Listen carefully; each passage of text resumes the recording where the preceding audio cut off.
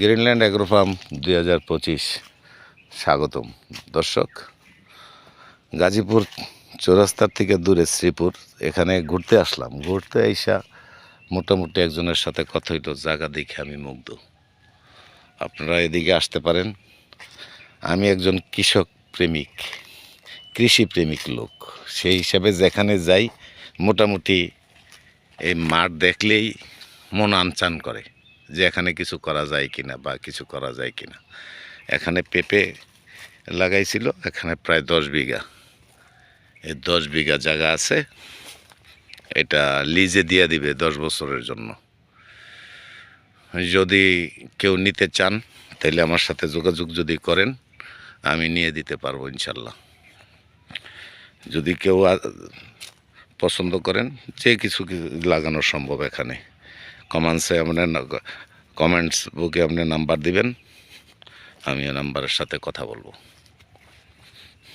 ঠিক আছে দর্শক, দেখেন জায়গাটা কি সুন্দর, একবারে রাস্তার পাশে। এই যে কারেন্টের খাম, কারেন্ট খুব কাছাকাছি, কারেন্ট বিদ্যুৎ আছে। এই যে বিদ্যুতের খাম্বা, এটাই হলো মেন রাস্তা। এই রাস্তার অল্প একটু কাছেই জায়গা, এই জায়গা। পেঁপে ছাড়া এদিক দিয়ে আর একটু জায়গা আছে। হ্যাঁ, এই টোটালি এখানে 10।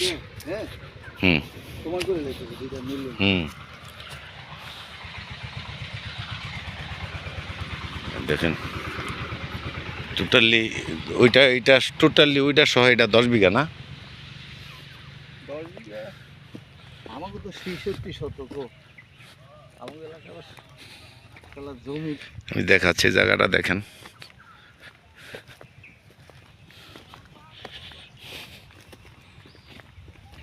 এটা কাপাসিয়া পড়ছে, কাপাসিয়া।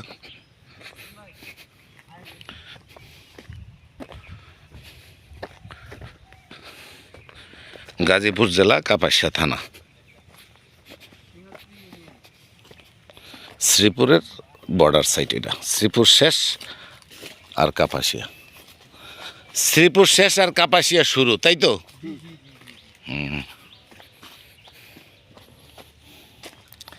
যদিও কাপাসিয়াবাসী, কিন্তু আমাদের সকল কার্যক্রম শ্রীপুর থানায়।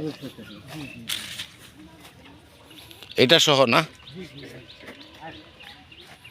এটা সহ।